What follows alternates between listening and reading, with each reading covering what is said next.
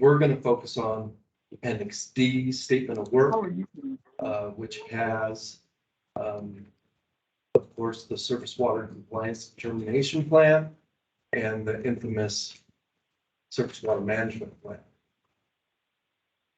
Attachment B, Attachment B1, and, excuse me, the real focus is Attachment C with all the further remedial elements. So those, there's 6 that are the main work projects. And then there's 3 other elements that are the unreclaimed, insufficiently reclaimed, and uncaptured surface flow areas. That's really the focus, and you'll see Appendix H is the variant, basically the outline or SOW for DEQ. I think everybody understands that everything basically in Attachment C is implemented by Atlantic Richfield. Blacktail Creek is in there. There's more definition in Appendix H for DEQ's project at Blacktail Creek.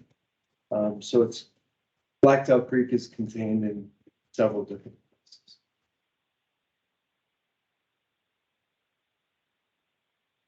I really wanted to start off with, and I know you guys didn't ask me for this, but I think it's important to point out all the work that is being done.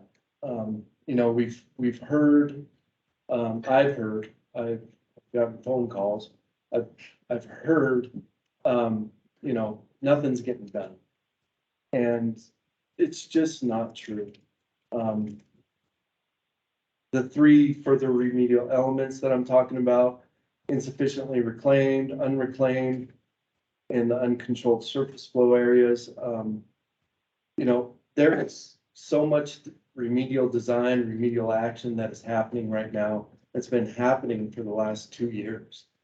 You know, these source areas on the hill, or potential source areas on the hill, have been thoroughly investigated.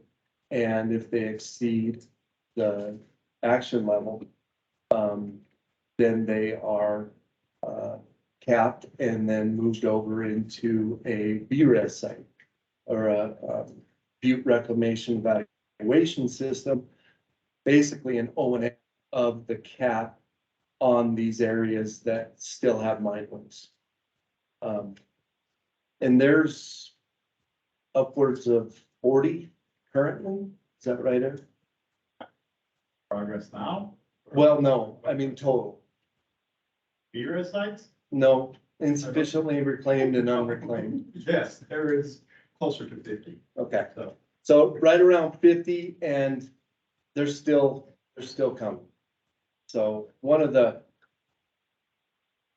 best things that Atlantic Richfield and BPSOU agreed to, in my mind, because Butte is so mineralized and there was so much mining that happened, there's a lot of unknown areas. So within the solid media management plan, we have a process where if there's an unknown area that comes to our attention that potentially could be detrimental to the stream or human health or whatever it is, we have the ability to look at that, sample it, and correct it if need be. The uncontrolled surface flow areas, those are basically south of the hill. So you're looking up Timber Butte and up Grove Gulch and that drainage area, because that had never extensively been looked at. So we're looking at how are these drainages affecting Silverbow Creek, and what kind of BMPs need to be put in place in these drainages. So a lot of work going on those 3. Of course, the residential metals abatement program is and that should have been programmed, but it is planned. But, that continues, on a daily basis with the attics, exterior soils, interior dust.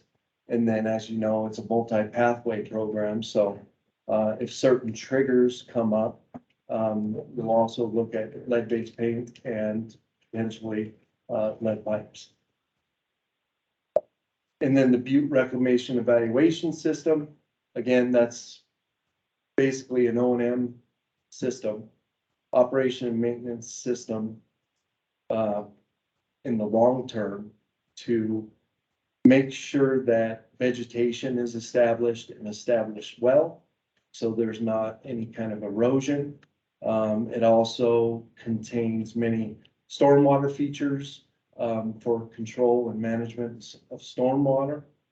And we're working on that right now, but there's right around between 170 and 200 current BRES sites, Butte Reclamation Evaluation System sites. We've developed a source area work group to come together and really figure out, okay, what was done in the past? Because in the past, GIS systems were not great. And so we're trying to whittle this down to say, okay, or expand it to say, okay, these are the reclaimed areas. We need to double check that because we're not for sure. And it's a process. It's a process because we have 3 databases that, that are challenging. And Eric wants to speak a little bit on this. I would like to caveat a couple of things so far is, one thing to keep in mind underneath the freestyle for unreclaimed solid media sites.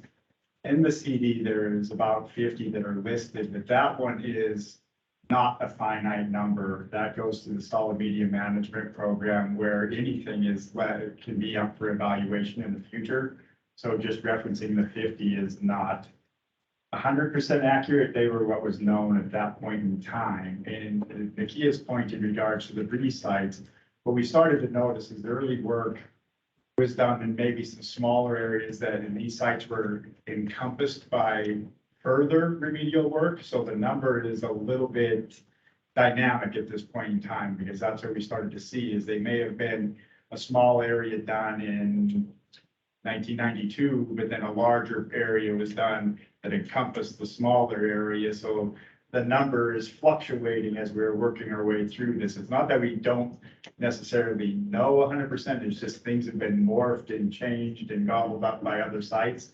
And we're trying to finalize that so we know the holistic number of reclaimed areas, not every project that has ever been done. Projects is probably not the appropriate way to look at it, but what we've got to get a grasp on what has been gobbled up by other work and things like that to come up with a holistic number moving forward. Thank you. Answer.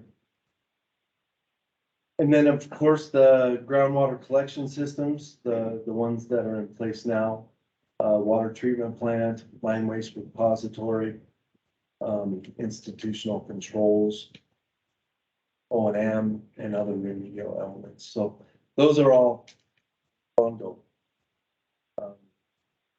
Additionally, the 2020 unilateral administrative order expanded the services of the RMAP, and you can see just how much it expanded it. Basically, most all of Silverbolt County, which I think is just a very fortunate thing to have the ability to reach out to the RMAP program and request sampling, and if they exceed action levels, it'll be cleaned up free of charge. So pretty important in my mind. Additionally, schools, daycares, parks, and play areas. Now, it's not that these haven't, some of these haven't been looked at before, but we thought, hey, we need to, we have new protocols, we have new, QA, QC, quality assurance, quality control, and different procedures. And we thought it necessary to add in the schools, daycares, the parks, and the play areas. You'll see down here at the bottom, this was one of the first ones we did. Aware, Head Start, before and after. So that one is complete. This one's over here is Butte High School. There was very, very few schools and parks that exceeded the action levels. So very fortunate to go in there and, you know, do a comprehensive, thorough sampling and see that very few of these areas are actually exceeded. So very thankful for that. This picture up here is just, that's some of us, Missoula Gulch, the source area work group actually looking at, you know, a reclaimed area because it's, like I said, the challenges of understanding why the boundary is actually here when it doesn't look like there's been any reclamation or any contamination. So those are the kinds of things we're taking them one at a time.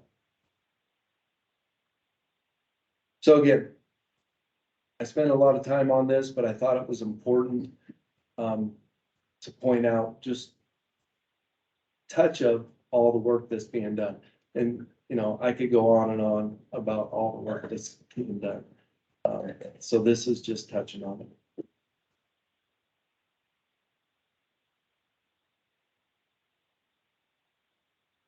I'll jump into the 6 further remedial elements, AKA corridor projects.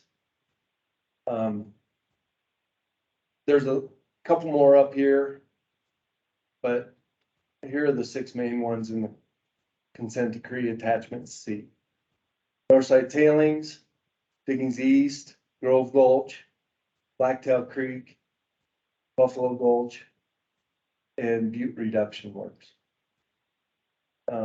Now this lower area 1 in Lexington wetlands, Atlantic Richfield has made a commitment to do some work there, not remedial work, but some improvements. You know, walking trail, bird watching. And then taking a look at this, I'm not exactly sure about that. Do you know, Eric? Lower area, what is that? More willows and the addition of the trail that hasn't been aligned. And the to trail. Point, and there's just some additional removals. There's just some enhancements of the best way to describe it, but is the connectivity of the trail system with the Ulrich shot is a big one that isn't in place at this point in time. Sure. Sure.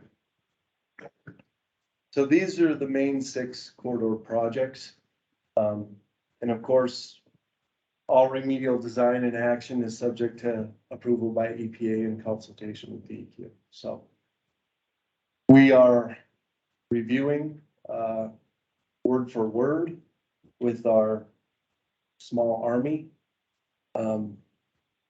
Every single document from start to finish and get into it. All right, continuing with the corridor projects. The figure on the left is basically just a timeline, a schedule for when to start design, when to complete construction, when we're going into the compliance phase, etc. So this was produced during the negotiations without doing it any pre-design investigation. So it is something that we aspire to meet, but it's it was developed with a lot of unknowns. Grove Gulch sequencing.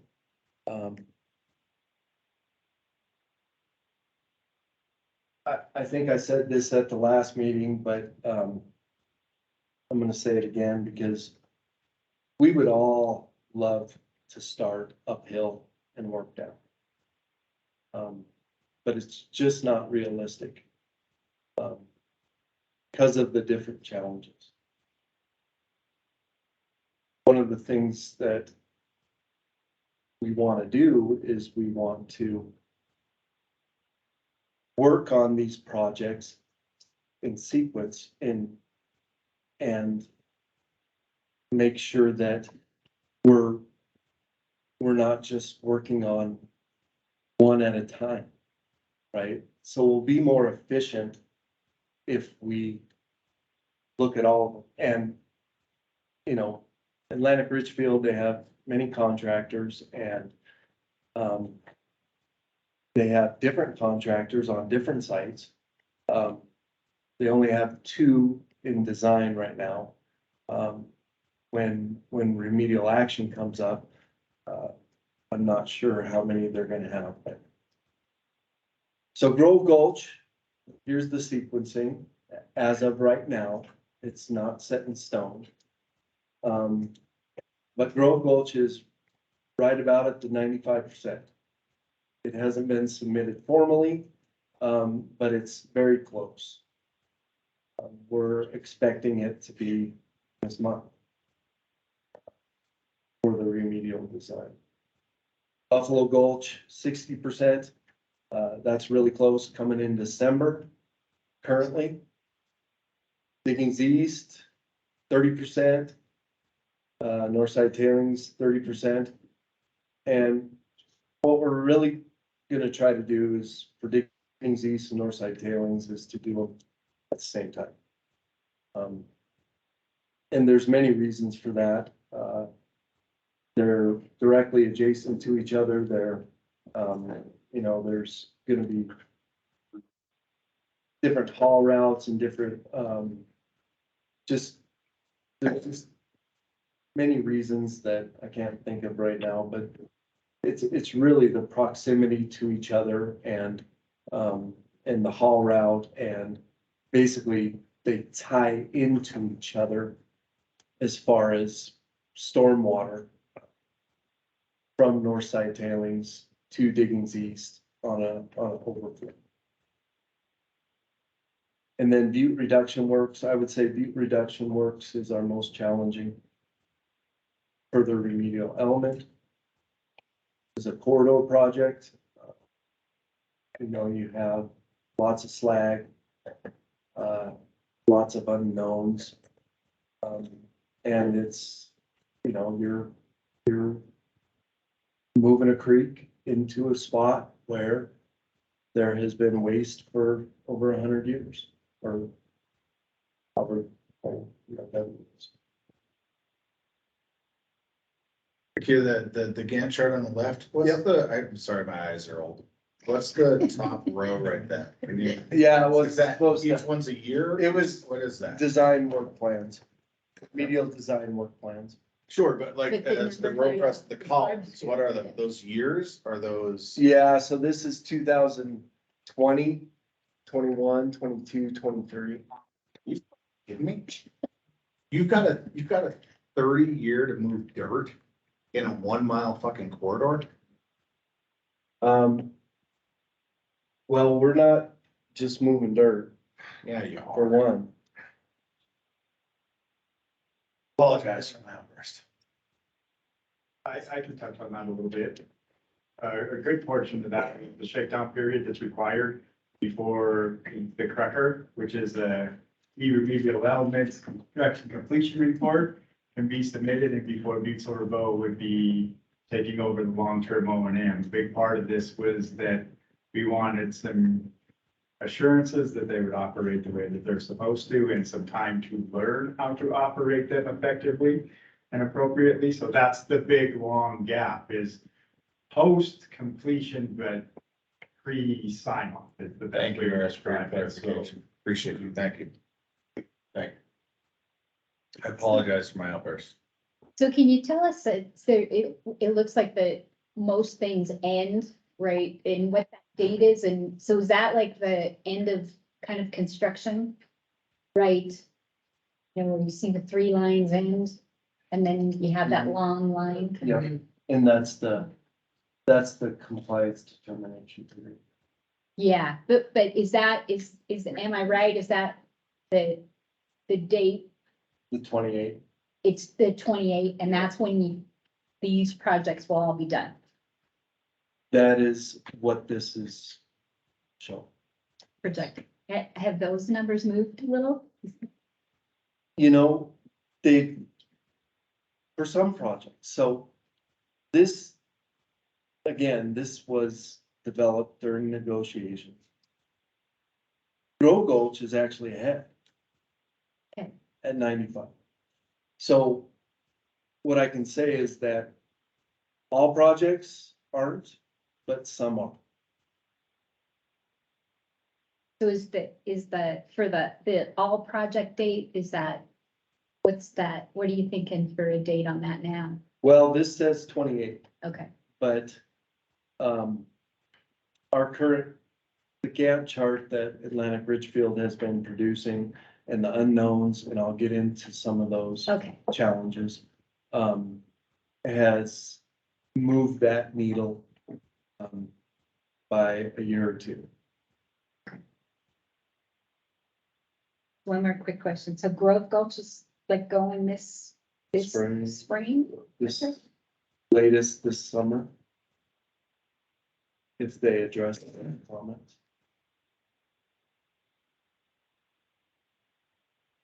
And maybe Buffalo Gulch this summer too, or is that when? Yes. Okay. Yeah. Okay. Well, that was what I was trying to say. Working on the corridor projects simultaneously will allow for more efficient construction than starting upstream to downstream. In many ways. Stormwater will continue to flow to Silverbow Creek and Silverbow Creek above the confluence with Blacktail Creek, in Blacktail Creek and Grove Gulch via bypass structure systems, etc. Primary basins, they'll be brought online in a controlled approach. So we're not just gonna, you know, construct the basin and then shoot water through it. It's gonna take time. And that goes to your point too. We're gonna need a year at least for establishment of vegetation in these basins in order for them to operate properly. So things like that we didn't think much about during the picture. Yeah, so it would seem that it would be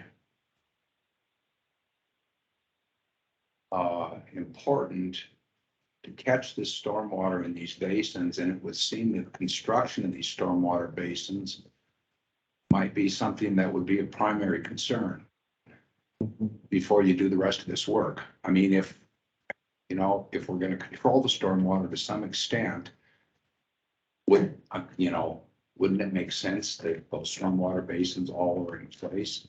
And I would wholeheartedly agree with you.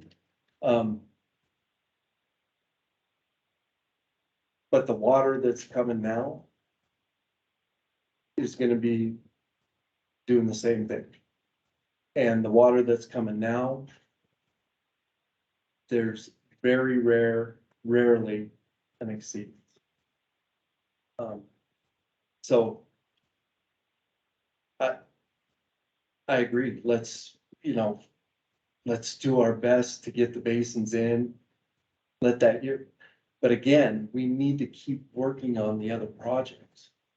So, you know, it's a, it's a balance, and it's making sure that, and I'll get into it, the proper BMPs and different things are in place so that we can do these projects and still be protective of the stream.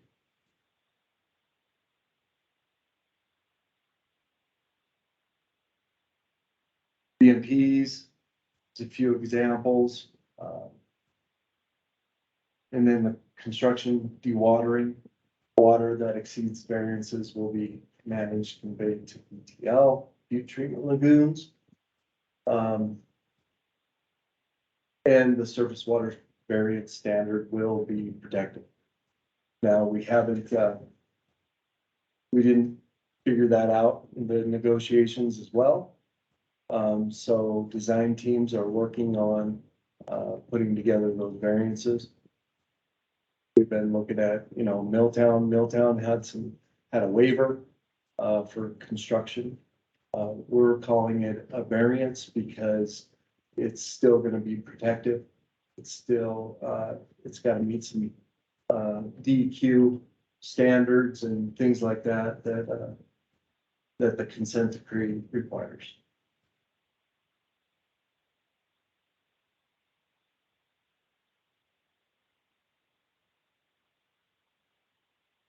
All right, and then there's lots more improvements that are gonna be running concurrent with all these projects, including the Butte Priorities Soils Pump Station. It's a pump station just across from the Visitor Center of the Chamber of Commerce. So that's being all revamped to be improved to last for a long time. BTL solar bees, you see the picture on the right.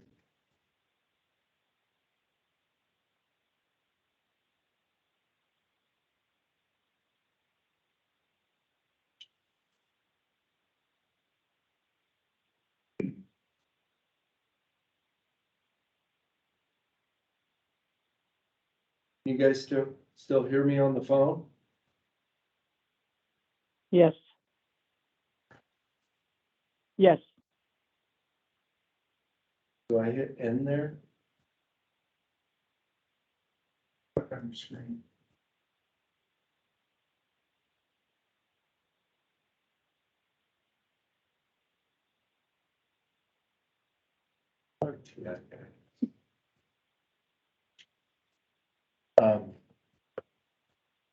Route or Shot Creek. Rip Rap, Casey Street, Silverbow Crossing at Texas Avenue.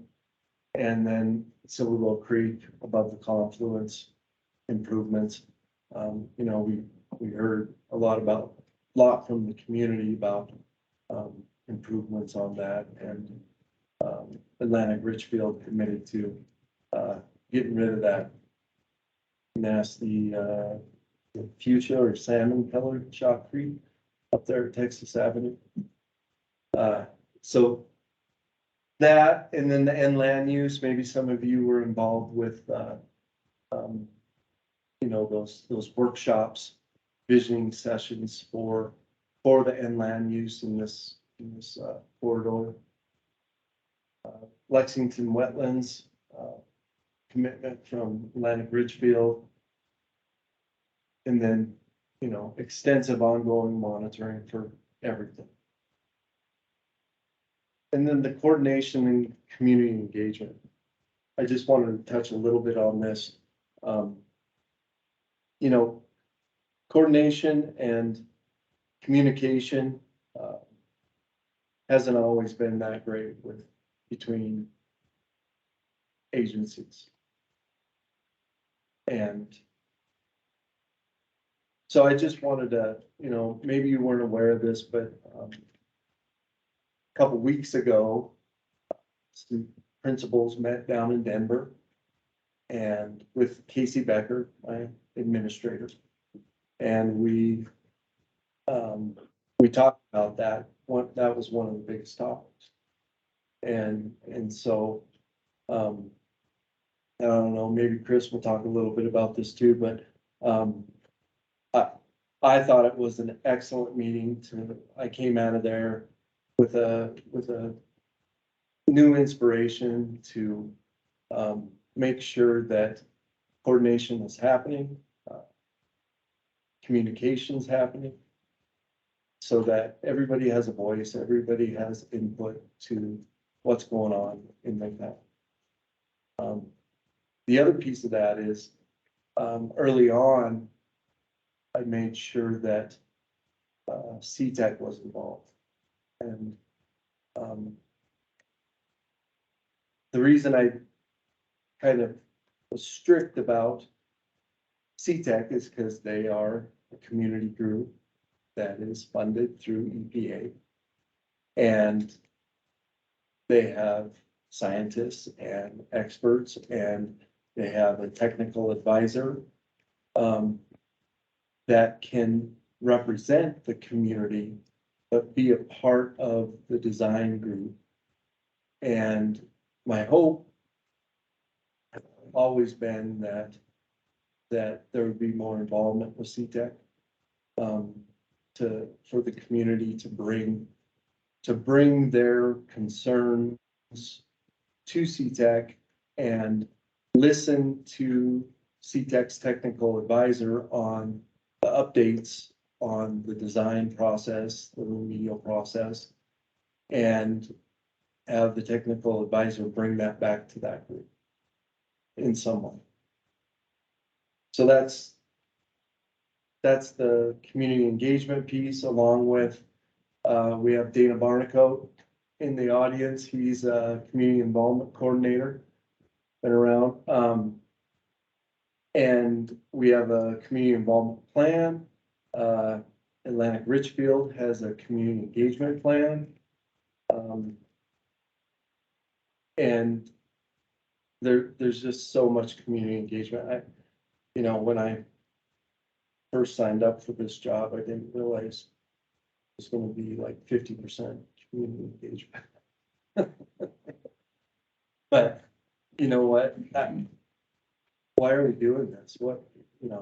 So I am, I'm normally, my background's construction, I'm normally technical, I manage engineers but I try to,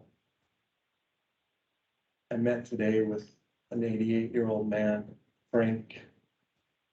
He used to teach at the town. Yeah. He lives in Bozeman. Yeah. Anyway, he just has so much passion for technologies for the pit. And so I made sure I met with him. He's just great. So anyway, I just want to emphasize that we're here. We're here.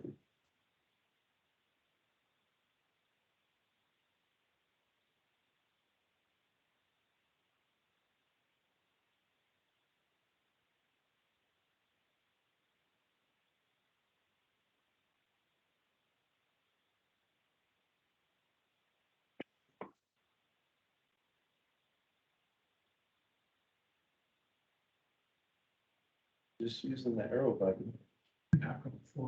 Click on your screen first, then. Use the mouse.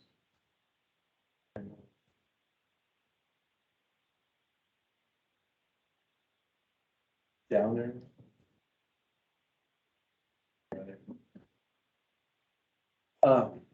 And here's some of the challenging critical path items, and this is some of the challenges that we're facing that adjust or move the schedule one way or the other. Usually the other. Property acquisitions. Working with, BNSF. There's some properties that need to be purchased by Atlantic Richfield. So those kinds of challenges, adjacent property challenges, specific to BRW.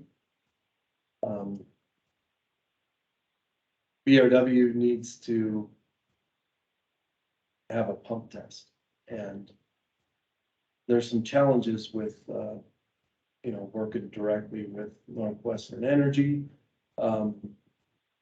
Atlantic Richfield is coming up with some options, to do something different. We're only in 30% design there, but, there's been ideas thrown out about, putting a slurry wall here. And my first question was, well, you're gonna run all the water right down here to Montana Pole. And so, so potentially if there's, hydrocarbons, PCBs, dioxins, things like that, what are we talking about here? So, if the slurry wall comes to fruition, there's gonna have to be some kind of, capture treatment for that potential contamination and to make sure that it doesn't get to Montana. So things like that. BTL capacity, that's another one. How much dewatering does Will George have at Blacktail Creek? How much dewatering do we have on all these projects? Can BTL handle what we're dealing with? If there's exceedances of the variance for that dewatering water. Cause it has to go either to BTL or a different treatment system. So that's a challenge, repository and haul routes. I don't see that as being, a huge challenge. I know the repository siting committee has, agreed that, Montana Resources is the best option. And that's still being worked out. The haul routes, my main concern is making sure there's some safety first on the haul routes. Make sure that, there's good communication with the public. So we're working on that as well. And then, of course, the unknowns and there's a bunch of them.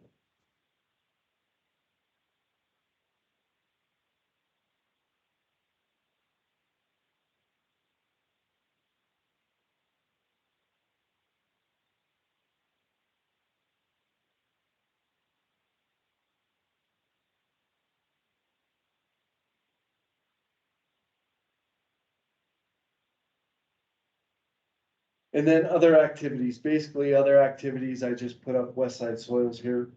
I wanted to remind everyone that, we're not just not looking at Blacktail Creek. From Lexington up to SSO1 and then beyond that, even in Basin Creek, all the way up to the top of the mountain range. And we're looking, EPA looks at all available data to make decisions. Now, there's some caveats with available data. If they, haven't followed our process, we have a existing environmental quality assurance project plan where we can review the data, do some validation checks, things like that. So that the data is useful in that decision making. And so that's the list of data that we have. So if anyone has any additional data, upstream of Blacktail Creek, please share.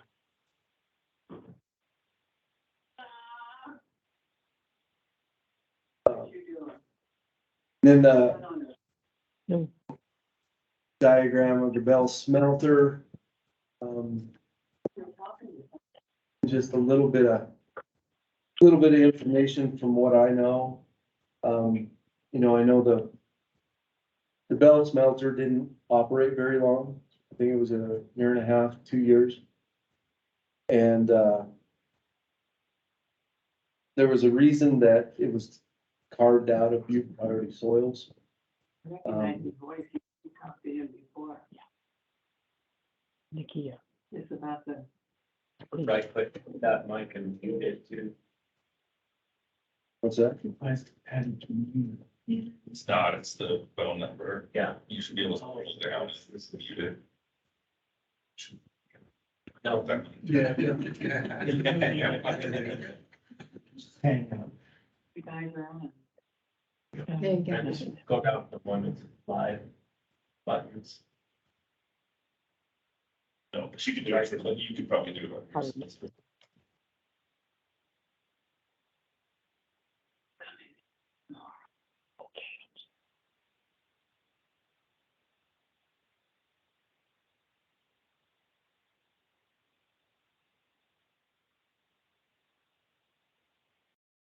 Okay, got it, Got it. You muted? maybe. No. We're good. That's how much. Maybe. And then so just the bell smelter, we were initially concerned with it, and so we'll be developing a Blacktail Creek risk evaluation separate from the risk evaluation or the risk evaluation for the mine study area, north and west of it. So it's a separate effort. It'll be an addendum to the RI. It is, all those documents are still internal. As soon as they become draft, they'll be shared with the state agencies. And we will coordinate, communicate, go over comments with the state agencies. And then once we're in agreement, then it'll go to the public and draft. What do you think the timing on that looks like? So I'm hoping, well, depending on how many comments Jim gives me. I'm hoping, 2023 RIFS, the end of 2023, and then a record of decision, the end of 2020.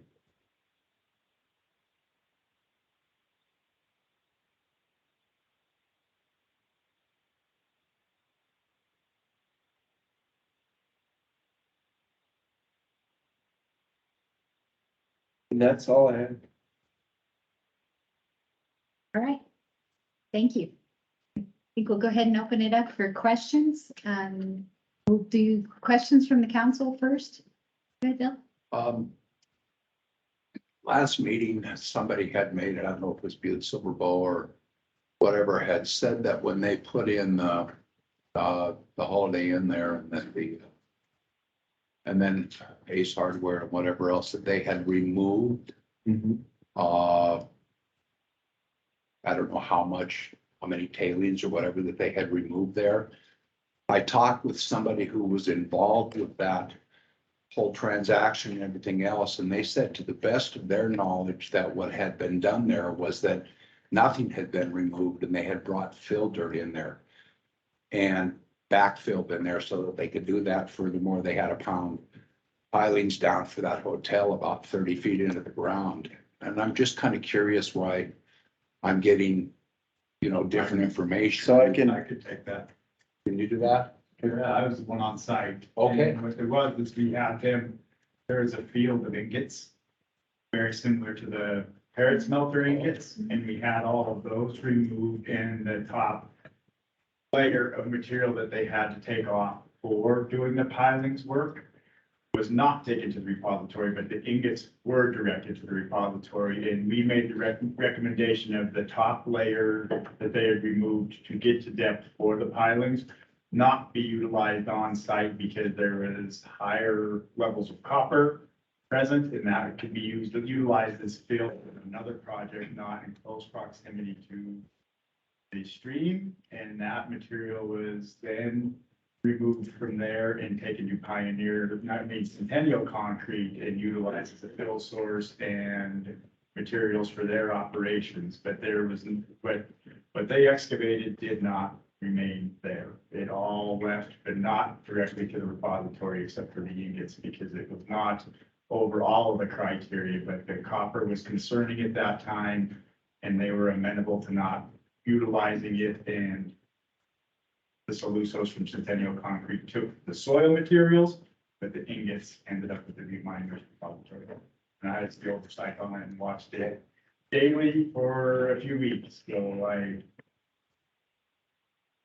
So the roads that are running north and south that go into that area and whatever else were probably built on tailings. And I guess my other question is then is that who would be responsible for that situation? a question that I can answer. Eric, was there anything that ever looked like tailings? I mean, I bumped We around that actually- spot a lot. Actually, the soil materials, we discovered it not underneath the sampling efforts for the excavation and dirt moving. We actually looked at it, both Arco and Butte Silver Bow, as a potential topsoil source for further reclamation. And that's underneath that sampling effort is where it was discovered. And okay, there's some copper present here that is high enough that we don't want it to remain. Definitely couldn't be used for remedy. We prefer not to remain there. And it ended up in the two final locations that I mentioned earlier. So, but it did not look like tailings at all, but the ingots were, you knew what they were. And there was a considerable amount of them, but they were all removed throughout the footprint of the Ace Hardware. And hotel was I can't speak to the hotel. That was an earlier project, I believe, even excavation and dirt moving protocols. So what happened with it, I can't speak to, but Ace Hardware was pretty well overseen, and I said what we do was truly mine waste, which was the ingots were properly disposed of, the rest of the materials were used elsewhere. Well, and just to add a little bit more context, the data that's available to me,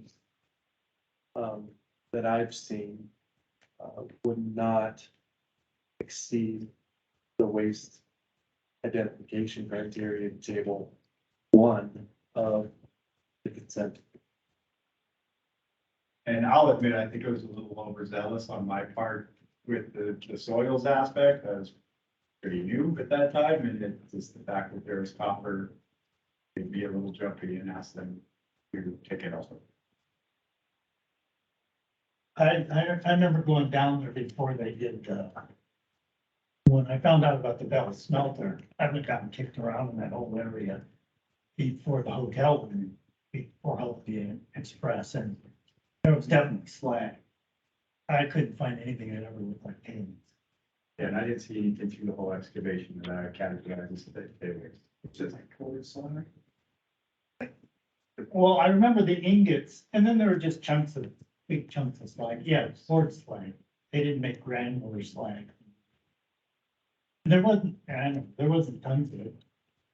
There were a considerable amount of ingots. It was several, I mean, you're talking several tens of truckloads of ingots that went to.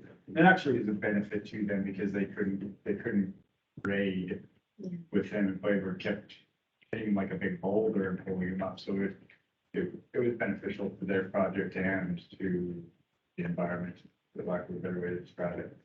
There was a considerable amount of material that was taken from that site that not reached there.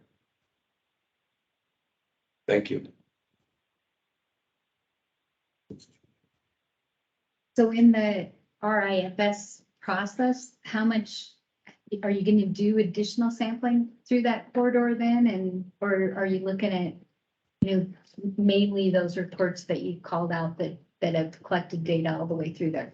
Sure, and we have collected More, we did in 2019 and 20. okay.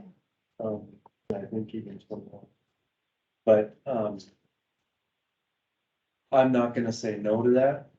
I think that,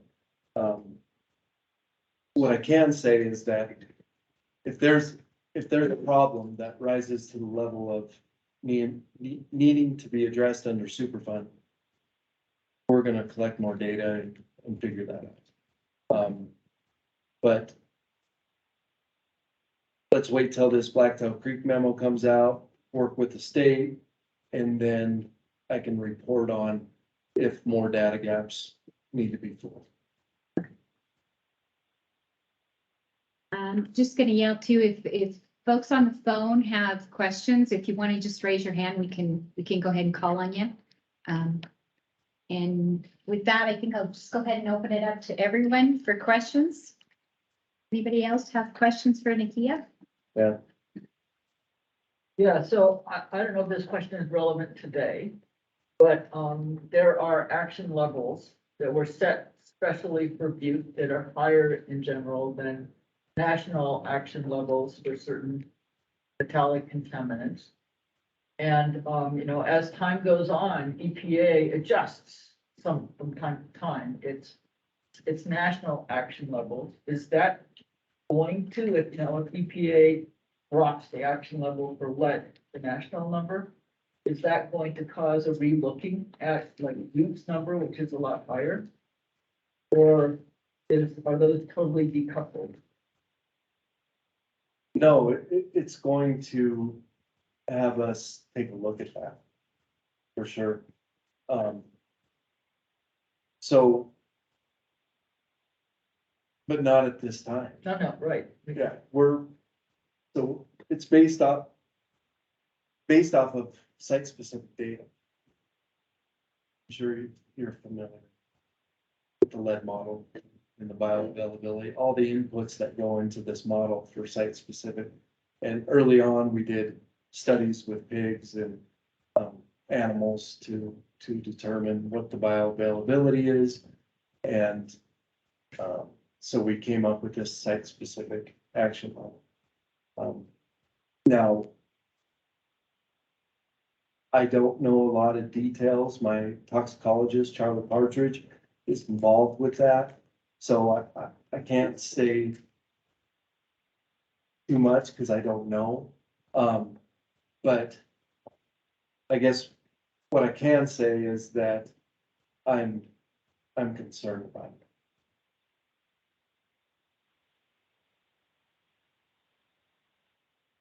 And the reason I'm concerned is because I don't want more stuff.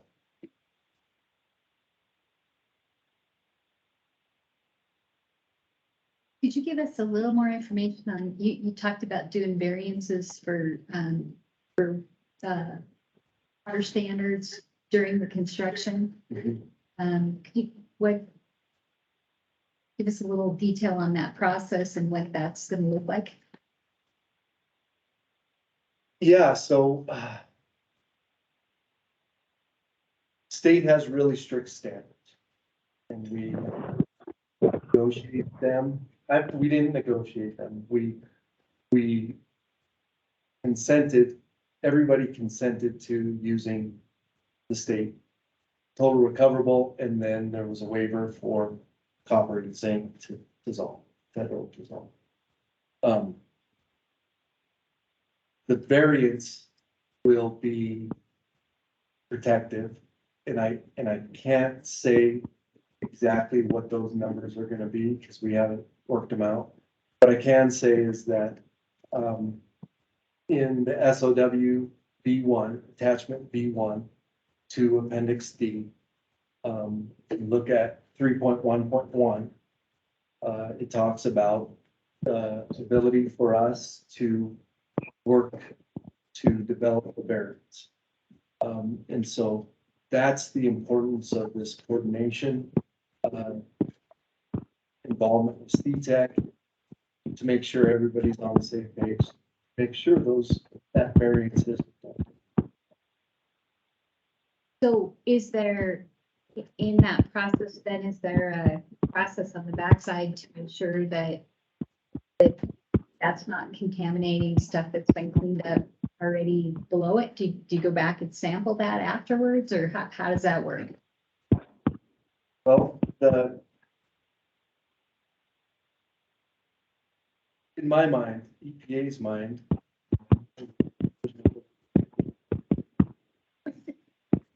Got it on the line. If we all agree that the variance is protected, Then you don't do that. Okay.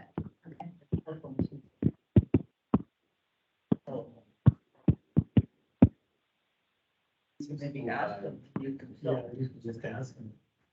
Can the people on the telephone mute themselves? Too late, I got it. All right. Any other questions? That went over. Oh, can you give us an idea on Hall Road stuff and repository? What's the timing look like on that? To have a decision and kind of have that out, I know the public's chomping at the bit on that one too. before we move dirt. Good, Eric- that's really great. Eric wanted to jump in here. AR is undertaking a few traffic studies, as Nikki had alluded to earlier. You know, the preferred destination is MR. And the issue with that location is with the project area, you have 3 of our major north-south thoroughfares impacted. So traffic studies are underway as we speak.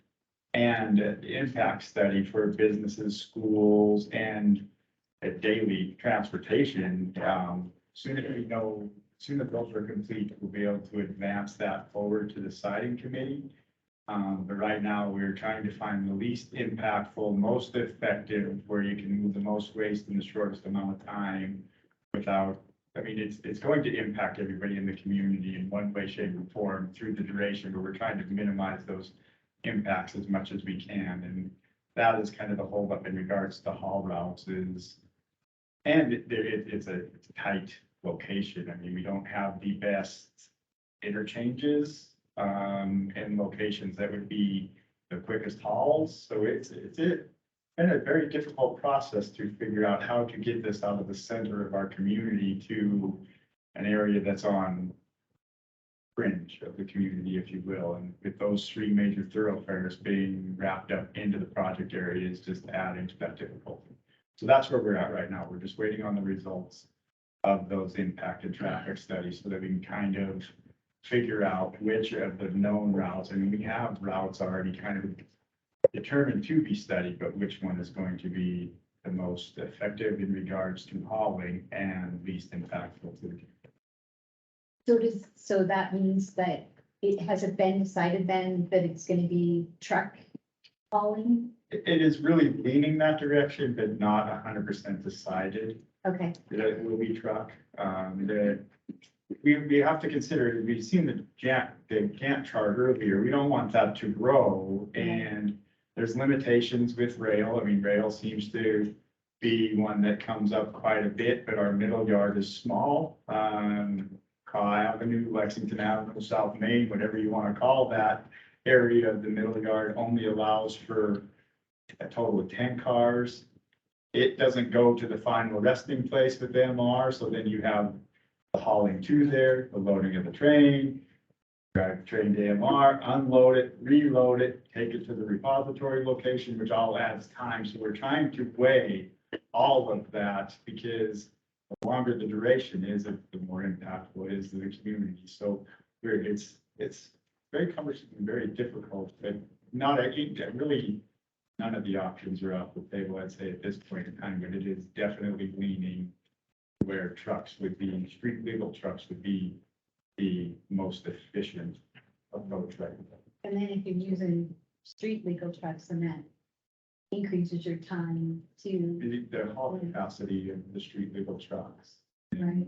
So what, and I know you're probably not far enough, but what kind of a time frame are you looking at with street legal trucks to actually haul it? Like, is it 2 years? Or is It varies by which route it really? take. Okay, Yes, it will vary by route. okay, So I really can't pin it down at this point until we have more of a predetermined route. so were you thinking like 6 months before, and then we'll kind of know, or, We're actually hoping for Q1 of 23 okay, to be able to have the repository siting committee review the studies and have their recommendation to the EPA. okay. Perfect, thanks. All right, any other questions? Will there be a public input opportunity? And sort of as It's a you're requirement. reaching that, yeah, as you're reaching the conclusions of this Yes. before it goes to the EPA? That would then be. Well, posted? it'll come through the repository siting committee and the public outreach processes. And Elizabeth, can I just, I'm gonna put him on the spot. My counterpart, Daryl Reed, I just wanted to, in case you weren't aware, EPA is in consultation with DEQ. And Daryl's my counterpart on all my sites. And, you know, there's nothing that, doesn't go through him. Before we send out comment letter or approval. So Daryl plays a significant role in, the coordination, cooperation of, and making sure that these things are done right. And, you know, sometimes when, you know, I can see Daryl nodding when I'm talking, but if, Daryl, if you have anything else to add, please do. Right now, I'm fine. So you're doing great. All right, anything from anybody on the phone? I was just gonna add in, CTEC also, Shannon Adams sits on the committee for CTEC, so as far as public involvement, CTEC does, you know, keep apprised of stuff.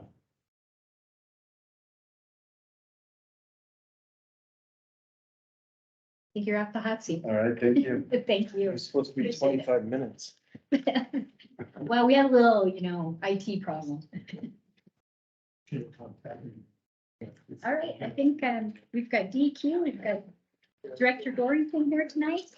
Do you mind if we change this just a little bit, because Absolutely not, whatever. you Kevin want. and. We need to pull that information. Just gonna grab this.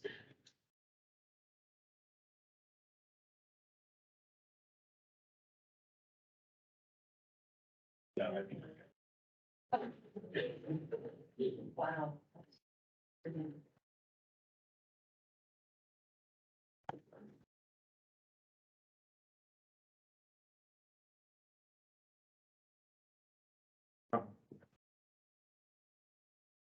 Are we gonna get the everybody else in? Yeah, I'd say that right there. Yeah. I do. It's on. Look like it.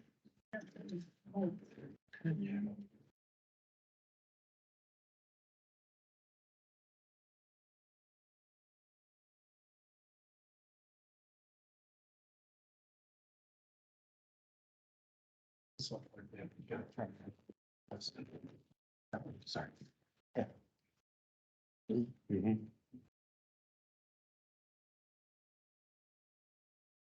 Yes. Okay, thank you. Just a mic check, everyone can hear me. That's on the phone. Yes. Awesome, thank you. So my name is Chris Dorrington. I'm the director at Montana DEQ, and I have a team of people here that have come with me.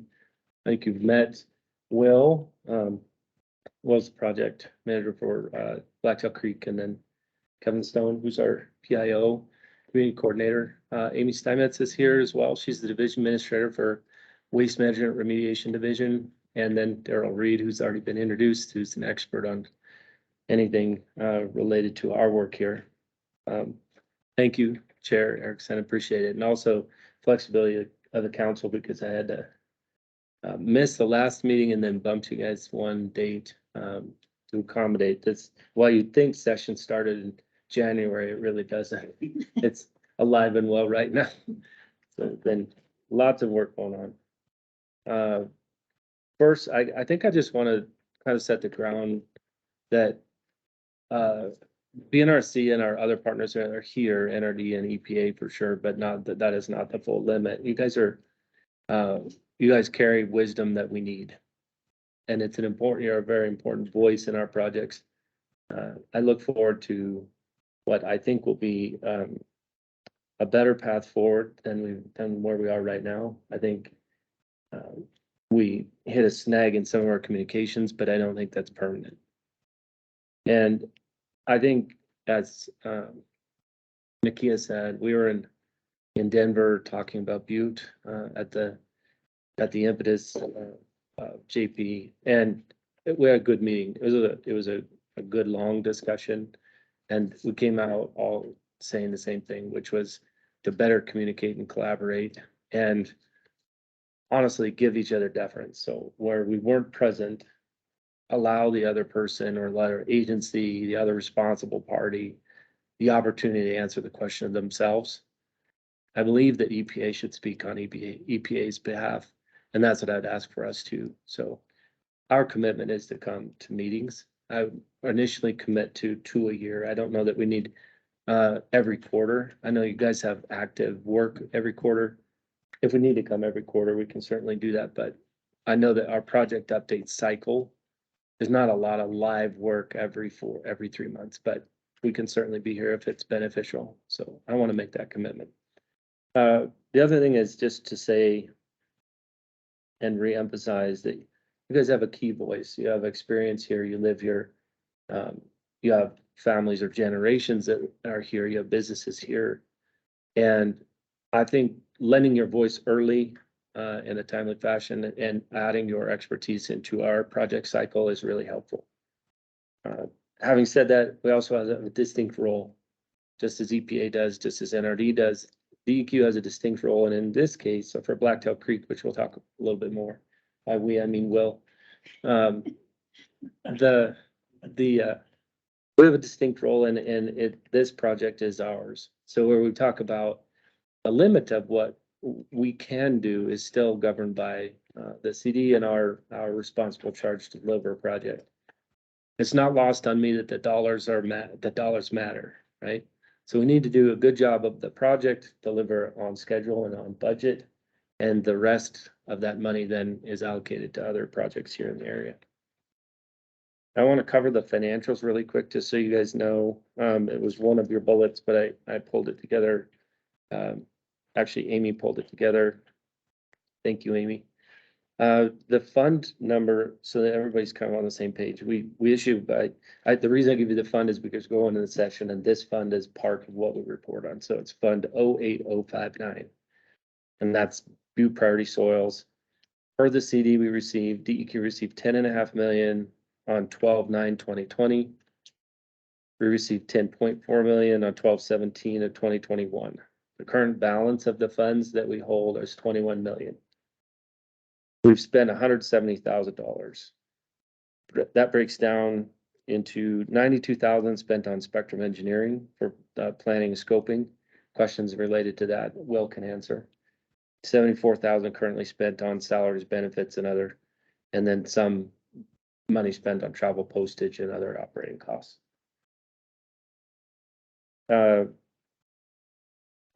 think I want to emphasize that we want what's best for Butte. And we also have a responsibility within the certain framework. So ours is remedy, right? It's an important part of distinguishing who does what and how we do it. And it's not blind to the fact that there's a restoration component or there's a private component. Either has to do something or EPA has a regulation to follow. Blacktail is vitally integrated in the patchwork of the projects here. Not just like time wise, but hydrologically, topographically, sequentially. And I mean, it's important. And this is an important project for us to deliver on. As I said, Will is the brains of the operation for us. But there's a team of professionals at DEQ. Daryl's listed, Kevin's listed. You know, I'm not your technical guy to answer a ton of questions on what's happening day to day, but I care a lot. I come to work just like every other employee at DEQ because I care about what we're doing. And you can't teach me to care. I can't teach Will to care. The reason he works for us is because he wants what's best for this project. Does that mean we're perfect? Absolutely not. I mean, we're gonna hit hurdles. We're gonna miscommunicate something.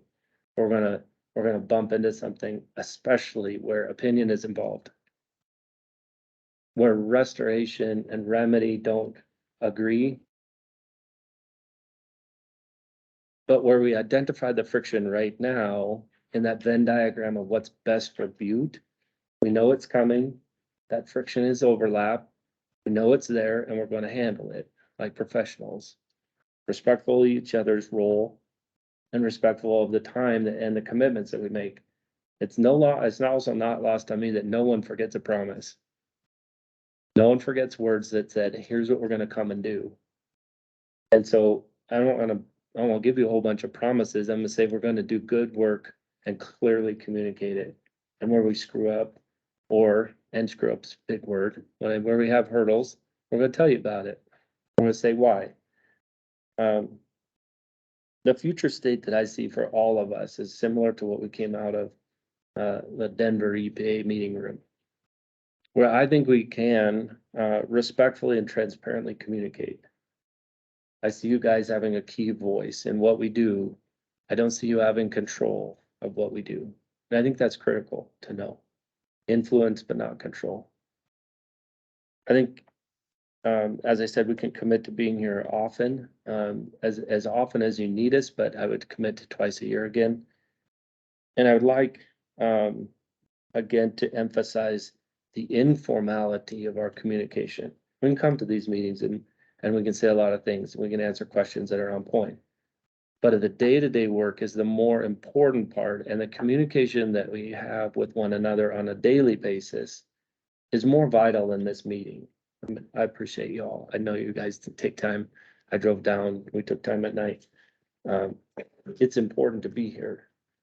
But there's a lot of work that's gonna happen in a quarter or a semi-annual or 1 year. I mean, we just looked at Nakia's project schedule and it's out of ways, right?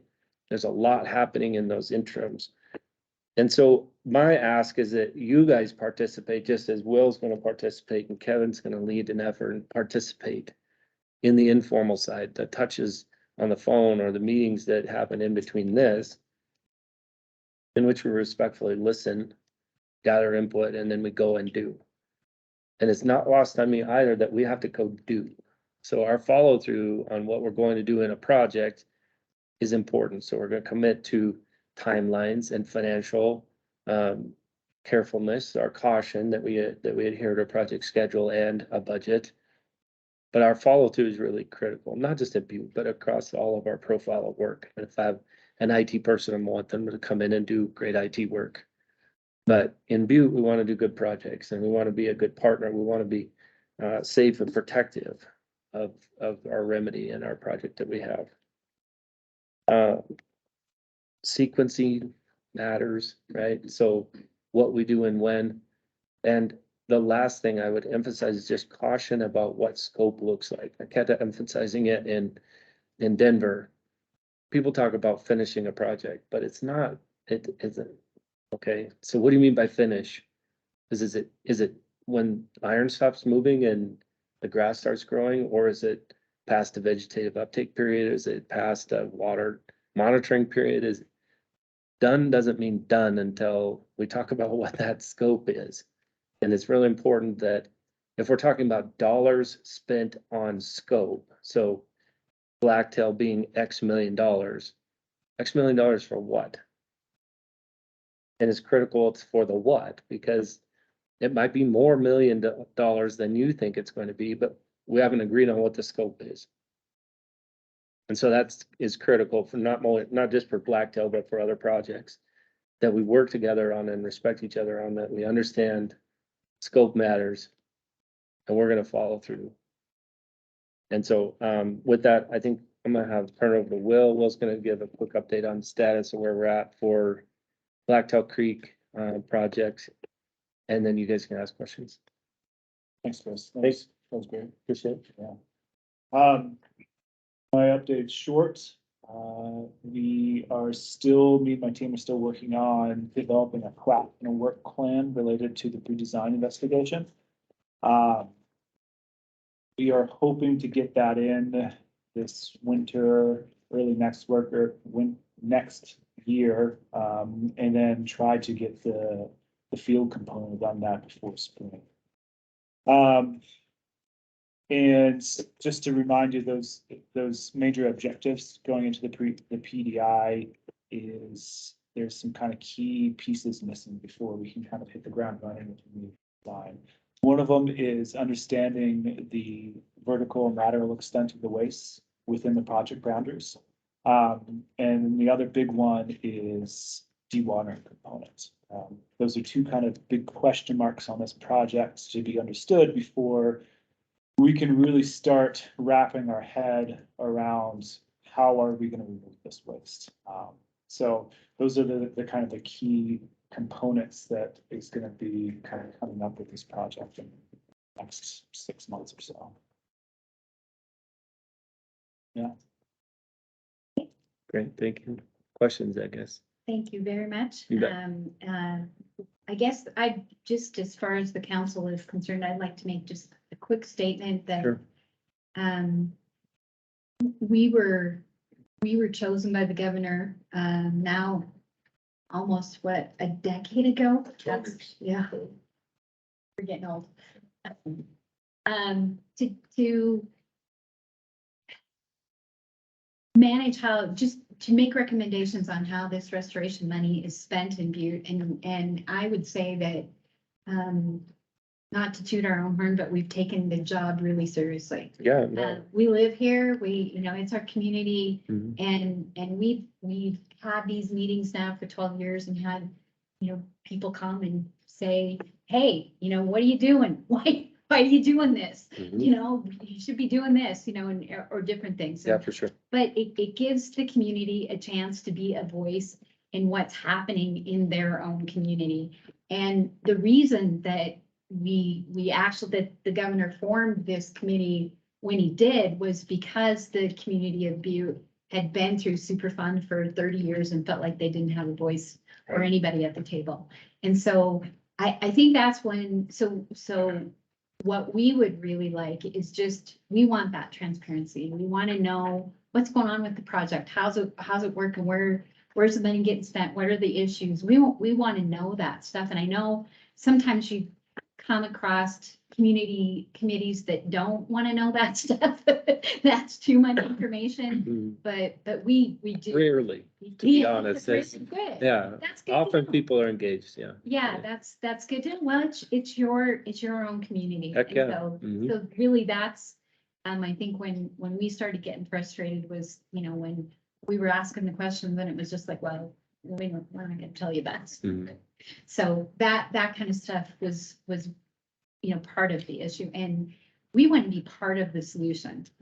We wanted anything we can do to help the project along, to help you communicate it to the community, whatever you see as ways that we can help. We would like to be that help. Good, So, we'll welcome that for sure. Yeah. great. Absolutely. Great. Appreciate I'd that. be happy to speak on, kind of the communication side. We'll be working under the community involvement plan for BPSOU that outlines kind of on a broad scope, what community outreach looks like. And then we're going to largely follow the template that we've put in place at the Montana Pole site, which is here in town, is another DEQ-led federal Superfund project. And I think the feedback we've gotten is that that's gone really well. And that, we've set a high standard for ourselves there, that we're gonna meet and exceed, on this project as well. And so some of the supplements to, what EPA already has in place as far as the community involvement plan will include things like an environmental justice action plan, which we have in place at Montana Pole. And so we'll take our lessons there and the things that have worked well, and, we'll use that as we get closer towards, design. And, we're so early on in this project, but as there becomes more opportunities for community involvement, we're going to be looking strongly at that. And we'd love to work with our other partners, y'all included, in making sure that we're really meeting the community needs on that front. Great, great. Yeah, as you said, we're very interested in the leftover money. Oh, yeah, Because there's many projects Oh, that yeah. still need to be done. more projects than there are dollars, I'm certain. Yeah, but so we want to see that go as far as it possibly can, just sure. because we know there's not enough to do everything that needs to be done. Yeah, And absolutely. so we want to stretch it as far as we can. So when while sometimes our questions might seem intrusive, maybe, I don't know. It really, it's just because we care about the project and Yeah, we for want to know what's going on with it. So, I think it's part of the deference that I think we'll continue to try to, develop and sustain, is that giving you guys deference, or you're asking a tough question, it's not because you think we're doing it wrong, it's because you give a rip yeah, about what is being said great, or done, yeah. great. That sounds great. So with that, I'll open it to other questions from council, maybe? Just a quick follow-up. So Circula turns 42 on December 48th. And you guys are all super young, by the looks of it. I don't think any of you are 42. I love that, that's really kind. So, but I just want I to. want that in the And paper. it was maybe, and again, my third apology on the night of my outburst about Nikia's, but when we're looking at a 30-year plan, we're talking about 72 years after the passage of Circula before we get a cleanup. Mhm.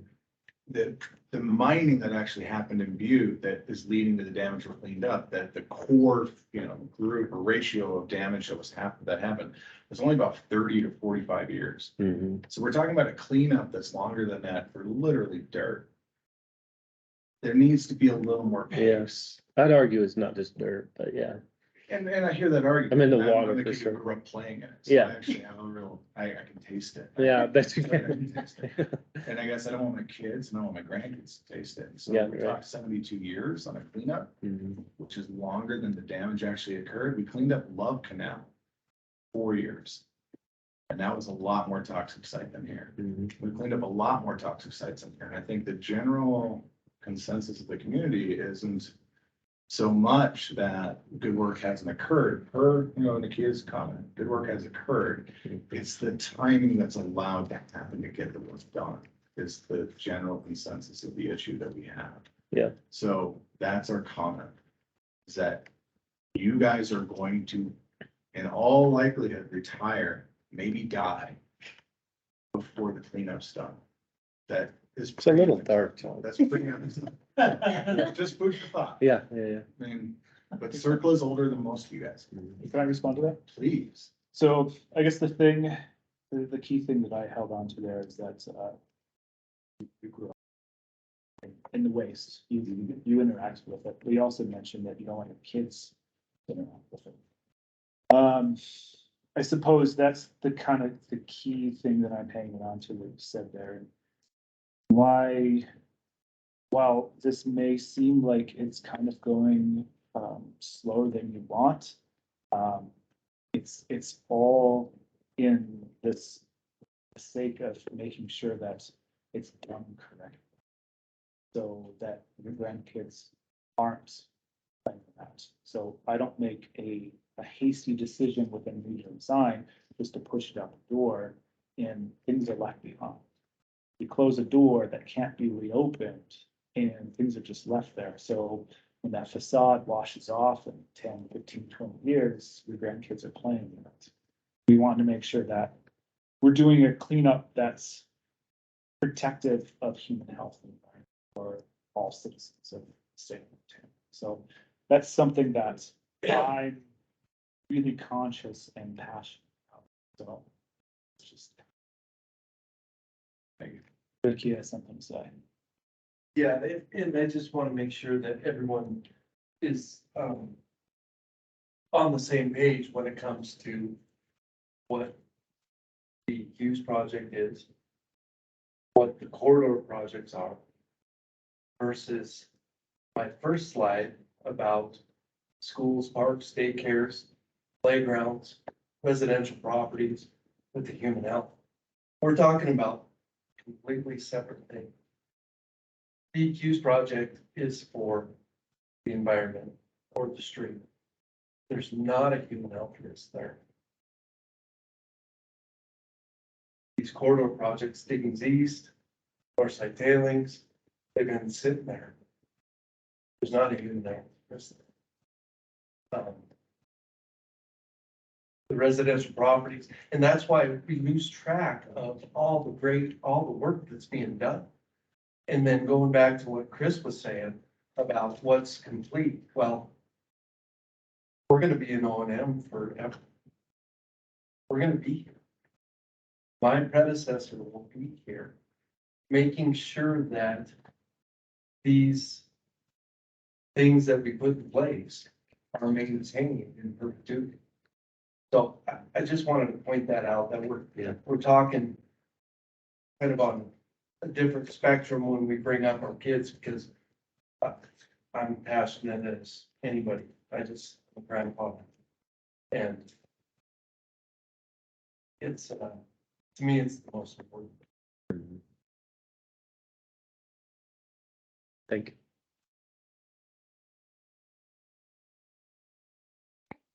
Other questions, comments?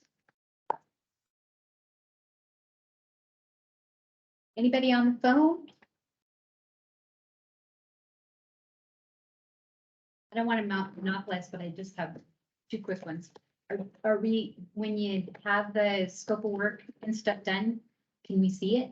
Can we see what it's? Yeah, Okay. we haven't, it's still internal draft right now. Okay, And, I think kind of like Nakia said, and once you get to a draft and you're able to share it, we'll make it available. yeah. great. Yeah. That I mean, sounds we'll great. go Coming on through- your product, it was We'll different. go but- through comments with the stakeholders and EPA.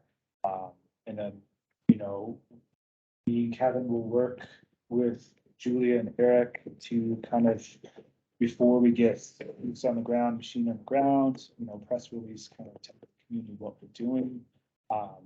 These things are all kind of in the works right now. It kind of seems like we're going a little bit slow and there's nothing happening, but it's just, things aren't quite ripe yet. But when they do, we have plans in place to keep everyone abreast of what's going on. And yeah, so when we do have material to share, we will. And then obviously when there will be an evaluation report following that process, and that should be due ideally in the summertime. So basically we can go back and kind of review all that data, and we can share our updated conceptual model of the site from there, and then kind of talk about the next phases of this project.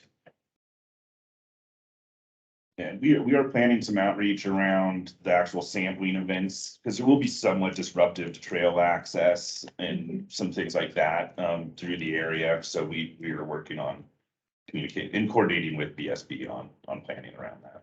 And when do you think you're gonna be out, actually doing the sampling? I'm hoping for this kind of late February time. Okay, And then what we're planning on doing is mainly borehole investigations kind of on the site. So basically we can get a better understanding of the total amount of wastes. So, you know, that will lead to ideas like how many haul trucks do we need? How wet is that material going to be after we dry it out? You know, where do we dry it? How fast can we load up a truck, and then things like that, haul truck Moving dirt. moving dirt. But because of the nature of Blacktail Creek, you know, it's really tight in there. You know, there's blinders on each side. You know, we got the trail, we got the Chamber of Commerce, then we got the interstate. We got culverts that can't move. We got to dig out a creek in there, and we have nowhere to put that waste. So there's a lot of things that need to be kind of shored up beforehand before we can get like a really good idea on how to do this, because it's so complicated. So that's mainly where we're at right now. We kind of want to get all our ducks in a row so then we can go forward with figuring out how to do this. that's great. So do you know where you would fit in the sequencing that Nakia kind of shared with us earlier? No, not right now. I guess, you know, I have aspirations, of course, but, you know, just kind of going through this process and not knowing what's at the end of this PEI, You know, we're having discussions with NDT about, you know, possible effects of the interstate, about dewatering, you know, things could go really left or really right, depending on some of the results that we get here. So, any kind of results we get could like drastically change any outlook. So I'm really hesitant to say like we fit in here, fit in here. Back to Nakia. I kind of want to end it all. Oh. Before you end it all, I want to say one more thing from the council point. We do have a little bit of money left. One of our aspirations has always been to do with restoration. And we are looking for those opportunities. And we've thrown them out before. Opportunities like in the corridor, digging up Piggins East, if we can go 2 more feet and get 2 more feet of waste out there, that is something we would be interested in spending this money on. So I'm just throwing that out there to both groups. It's something that we made those offers. If you have other ideas, things that you think that we can collaborate on, we would love to do that. Great. We want the biggest bang for a buck here. So anything we can do to get that. Yeah, the best spearmint crop in town is what they're about to dig up. Yeah, analyze that. Could you guys put in an off-highway corridor to MR? That'd be really nice. Bridge. Yeah, maybe. It's all contaminated down there. Yeah, it's like- As well. We'll dig it out where we go. Dig it out where we go. Did you want to end it? Well, no, but I do have, since you brought that up, I wanted to make sure that everyone, because everyone's not a part of the design. Yeah. Discussion. Diggins East, it's mainly catch basin. Mhm. There's over excavation, so that 3-year high groundwater levels, that is going to be excavated down deeper, as deep as we need to go for the catch basin. So it'll be some over excavation in that whole catch basin there. I just want to point that out. I'm just saying, if you find some contamination while you're doing I- that, let's get it out of there. Be aware of what you go find. Yeah. Well, thank you. Appreciate it. And I just wanted to point out too, I misspoke. I'm not in consultation with Daryl with everything. The DEQ project is just me, or just DEQ. And I will be pushing Bill to, after the groundwater capture is in, say, hey, let's try to catch up and let's try to catch up to where we can make the haul, everything more efficient for you, for Atlantic Richfield, as we move through these projects. So, but I agree with what the most important thing is to do. I mean, it is, it's hard where we're at. Ideally, you know, DEQ, I would love to have DEQ more in the process so I could have a more substantial conversation with my partners about haul routes. Right now, I can't really say anything about haul routes because I just don't know how it's going to shake out, right? You know, there's a lot of things that if I knew more, I could have better conversations about. But this is just kind of where we're at. I can assure you that everybody on our team is working really hard on this. Everyone cares very passionately about this project. And we're doing the best we can to catch up. And, you know, we're trying to fit in there. We're doing the best we can. Quick question, has anyone investigated doing a slurry instead of all roads? You guys are all talking about going back to MR. I mean, The water from Who's pulling right From Silver, like bring the water in from Silver, slurry it into MR, and that's their makeup water, that's a slurry takeoff for the all roads, have you guys? looked at that? Maybe dewatering water. At a high level, I would say. There's some pitfalls to that as well. I would recommend that you may ask the group to come back and discuss all routes in the process and alternatives so that you can be more up to speed as to where the process is. I mean, anecdotally and personally feel that that is potentially contaminating water that you don't need to contaminate. And we have a lot of contaminated water that we're dealing with already.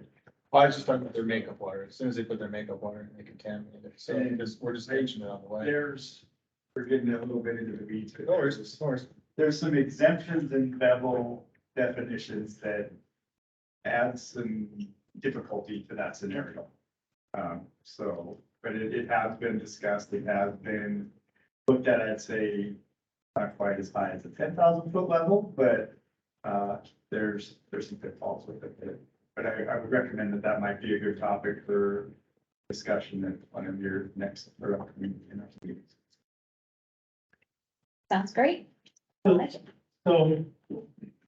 don't know if this is Nakia or Will, but it seems like a kind of critical point. Maybe you mentioned it, is the additional groundwater capture. It doesn't seem like Blacktail Creek can proceed until that's going.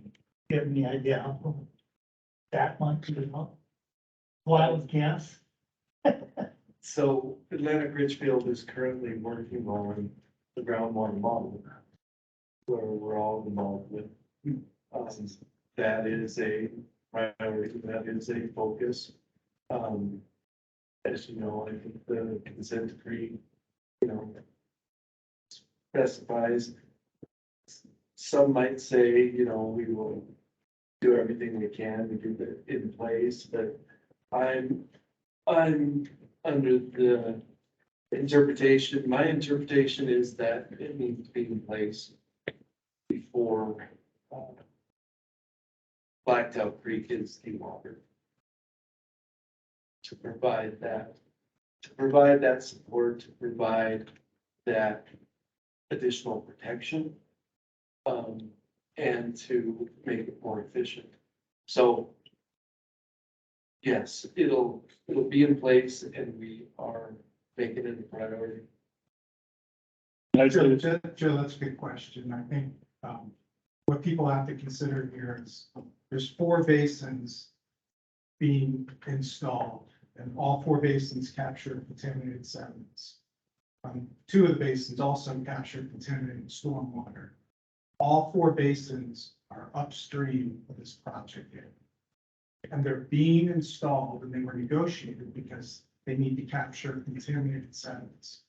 So that needs to be dealt with. The loading from groundwater is a concern, but I can tell you if you did some calculations, what the bigger, what the more serious risk would be if the stormwater runoff and groundwater loading. So that issue, I'm just clarifying, that issue is still out there, needs to be dealt with. And it might be something as simple as an agreement. If there is some recontamination, the BP takes it over. It doesn't necessarily have to be a sequencing issue. It has to be a risk management issue. I Thanks, just want to Tim. make sure that people are clear on that. All 4 of these basins are upstream in some form or fashion of the project. The project area actually extends from Montana Avenue to beyond Lexington. Now there's like what gets happened up to Montana is just beds and banks, same Lexington, but those basins are all upstream. So it's not something that we fully thought through when we developed the CD. But it is something where it's just an issue that needs to be dealt with, right? Just like Nakia described, having the groundwater capture in place, which I totally agree with. I think just from a water management issue, it's a big help.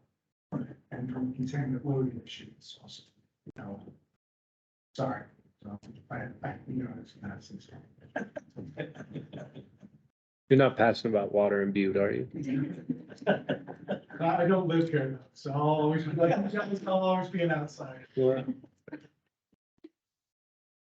yes, for the project, it would be a twofold.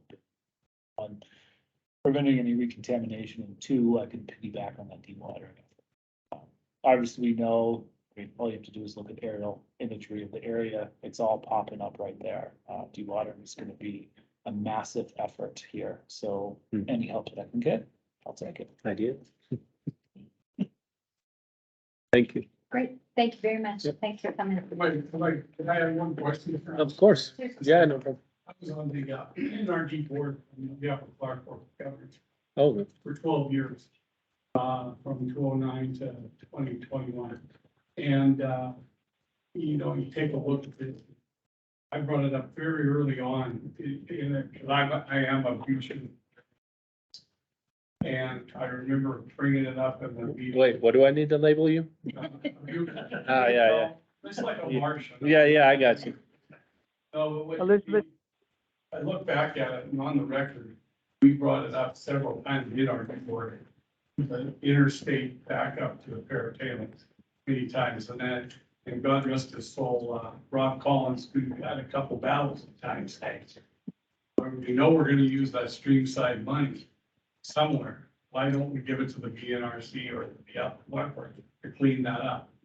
Well, the BNRC proved by, I think it was in 2008 or 9 or 10, they pulled the water up by the choo-choo train by the Civic Center, and sure enough, that's what had to be done. They put a big effort into it. And yeah, I just wanted to recognize a little bit that this has been on the front burner for a long time, this corridor between that. And, you know, we appreciate everything that BNRC has done, because they've done a long way, and we applaud the effort from that NRD has done on the Parrot tailings and throughout the Greenway. I think it means a lot to me. It's a great project. It's going to provide a lot for this community in years to come. It brings us up to par with other communities that have great trail systems. There's tremendous trail systems, great opportunities. And with hopefully some of the savings that I've sat through a couple of presentations that Mr. Ford has given, and there could be some savings, and some money's going to hopefully go back into there would be a different accounts where the money came up for the remediation. And, you know, I think there'll be it's great to be able to have BNRC work with EQ and everybody alongside here. Let's make this the best we can be here while we're all still living here and moving forward. So, just want to applaud everyone. Good effort. Let's keep going. Thank you. Just two more quick questions. Oh, you wanted to end it. Let's go here first, yeah. Go Elizabeth, ahead, can I sister. interrupt? Okay, Yes. I guess hearing tonight has been a wonderful opportunity to hear how each person is working, et cetera, for the good of the whole. And that's what's the most important part for the future of our community and those who will be there. My point would be, can you provide us with a timeline of sorts? Now, I understand it will not be written in stone, but some kind of a timeline showing us how you are going to proceed and what expectations you have of being able to meet a kind of a deadline put out in front. Is this a question directed towards DEQ Blacktail Creek? Yeah. Or, sure. I guess to what detail are you requesting this timeline? As much as you would be able to give us. Okay. So yeah, like I said earlier, we're hoping to get our work plan and QAP submitted this year, late this year. Go through the review process, settle up comments, and then get out on the ground late winter next year. Have an evaluation report by summer, fall of next year. And that will tie into going into remedial design. From there, it's all speculation. You know, remedial design could take 2 years. But that number really isn't based off of any kind of anecdotal evidence on my part. before I go to that process, I couldn't really tell you what it'd take like. You know, from preliminary discussions, it's not the biggest project in the world, but there are a lot of difficulties associated with it. But with that being said, I could see this happening over, 2, maybe 3 maximum construction seasons. But like I said, this is- I wasn't asking for you to work it out tonight. I'm I knew you were. a written timeline. But great job. Yeah. You're in scene, we can do that. It's okay, sister, I'm gonna hold him to it. Okay. All right, did you have any? Oh, sorry. Yeah. Fine. So how much money are you talking about?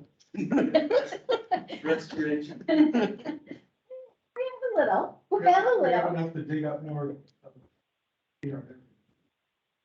So my question is in spirit of, If we get our $5 Transparency. million transfer, we would have more. in spirit of transparency and this coordination and everything, I need to understand a little bit better because I read an amendment that described that restoration dollars could not be spent on Atlantic Richfield property or the works that they're doing. Is that true or not true? Arlene, do you know? Catherine, can you answer that one? Did you hear that question? The question was, can restoration dollars be spent on Atlantic Richfield property? Yes, Yeah, Or where they've done remedy? or where they've done remedy for purposes of integration. Where they've done remedy? You mean like on Butte Silverbow property? No, I think what the issue is, just to clarify, it's where remedy is required. So say like at BRW, the remedies defined in the work plans, what gets removed, what stays in place, so that's defined. Right? The breeze caps are also defined, so that's where it's the use sticks. That's a defined action there. We were doing more on the breeze caps. We can do more waste removal. We did more waste removal on Silverbow Creek. We do it on the Clarkville River. We did it at Middletown. We can do more waste removal in areas where that's been defined. So Diggings East or BRW or whatever. But the breeze caps were different because that's a remedial action being done. We were doing stuff on top. Do you understand the difference? Yeah, on top versus taking it up. We're not gonna see Because that's the remedial action on both. No, but it's the definition of what's defined to be done. So say like the whole north side BRW, all that waste is being left in place, right? So we could spend restoration dollars to remove it. I guess I'm not understanding because the VRES sites, waste left in place. Are completed remedial actions. Well, it's not actually, the remedial act is still required under the CD. The problem was, and not to get into it, but there's BP, because we were doing the parent, BP insisted on like 14 pages of ways they could sue the state over the parent project. And it's in the CD. And so we're very sensitive about making sure that our liabilities under those provisions are protected. And so it wasn't defined as just a parent project, it was defined as any restoration activities. And so we've been much more careful since the CD was executed about where we're spending restoration dollars. But we think it's pretty clear, the work plans are pretty clear for these 6 major projects. Like what's being done and what's not being done, like Blacktail Creek, all the waste is being removed, there's not more waste there to be removed. But in other places, and the state likes to remove waste, so other places where it's not being fully removed, we'd like to investigate. We've been directed as at our need by the BNRC to investigate if there are opportunities. I'm not saying there are, I'm not sure, if they make sense or whatever. But if there are opportunities, remedy restoration.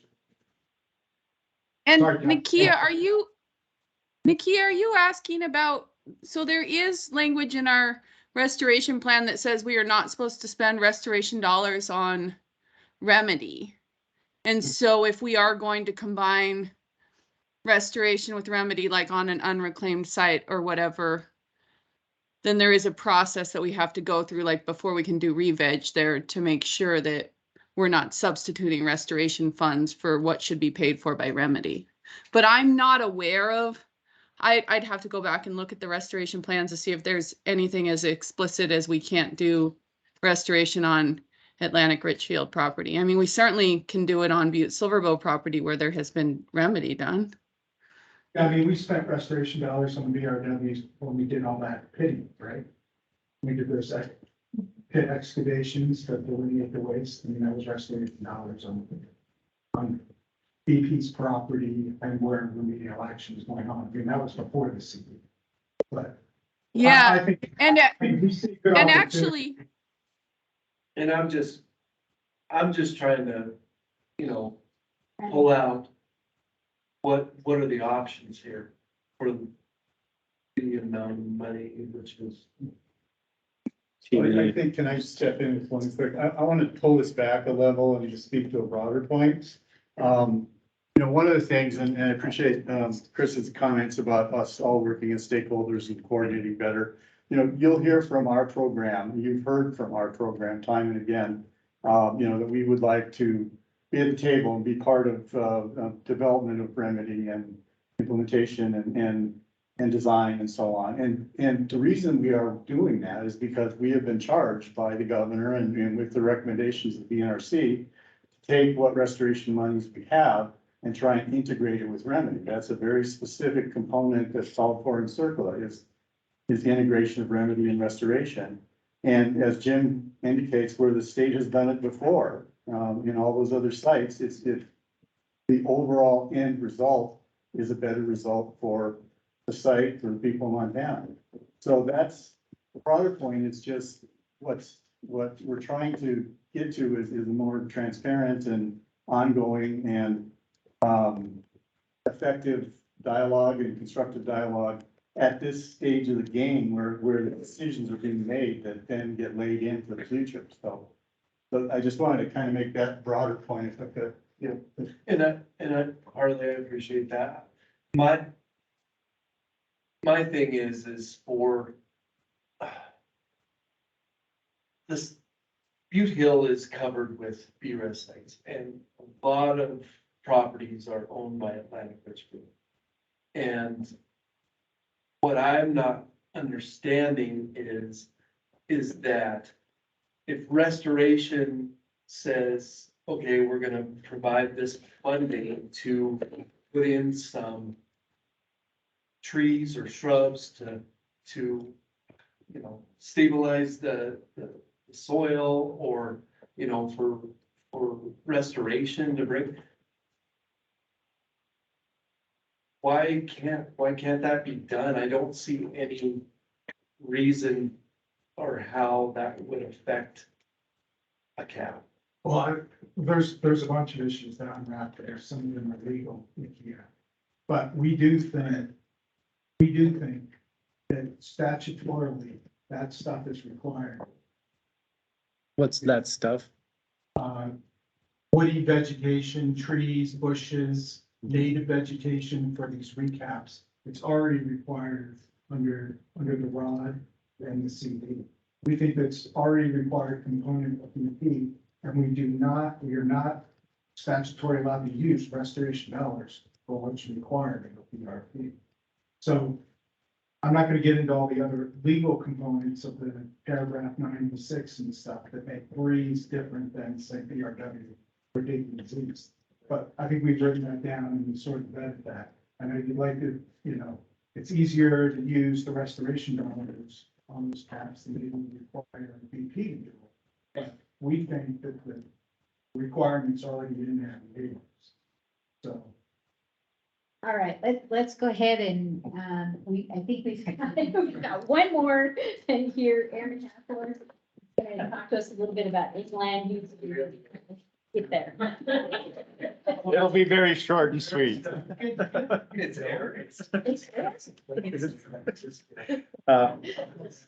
For those of you that don't know, I'm Eric Hassler. I work with BPSOU's Department of Reclamation, and I'm here to talk about end land use after the Parrot project is complete.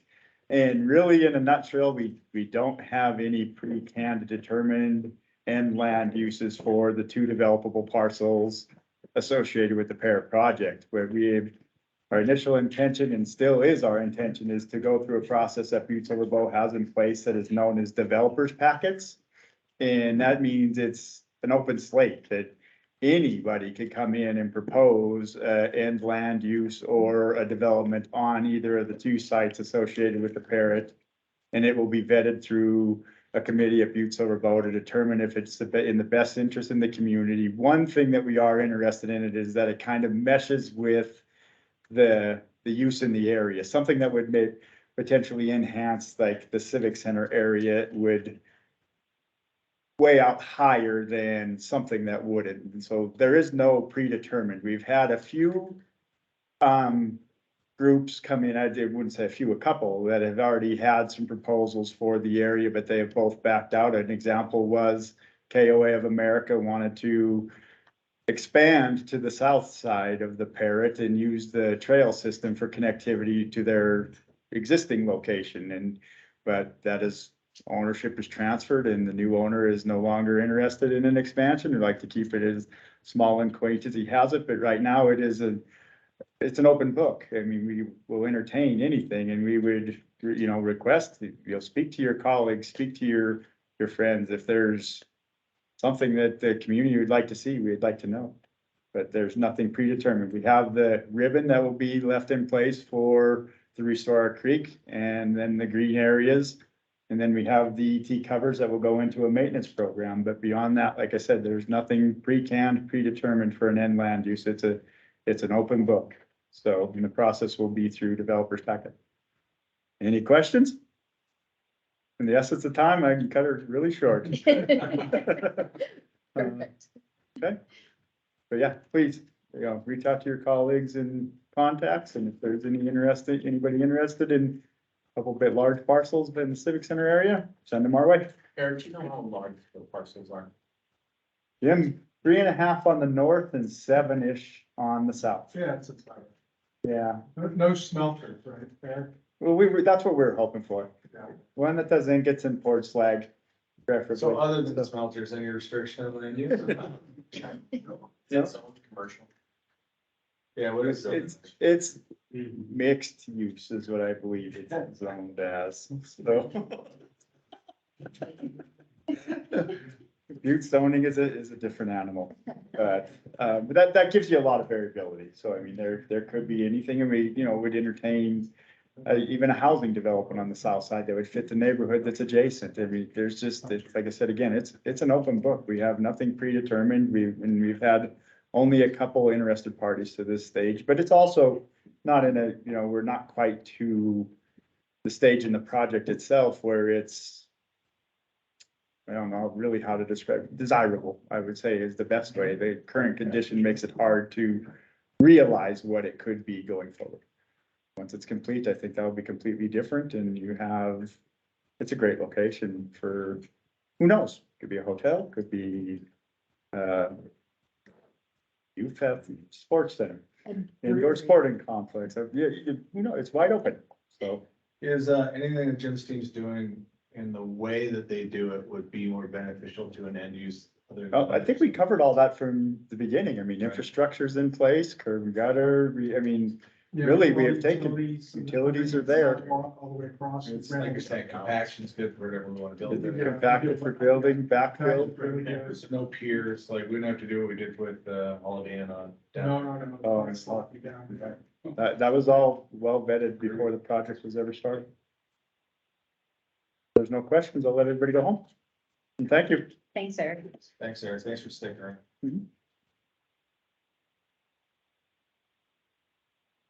We have a motion to adjourn. Second. That's right. All right. Thanks, everyone. Appreciate it. Thanks, everyone.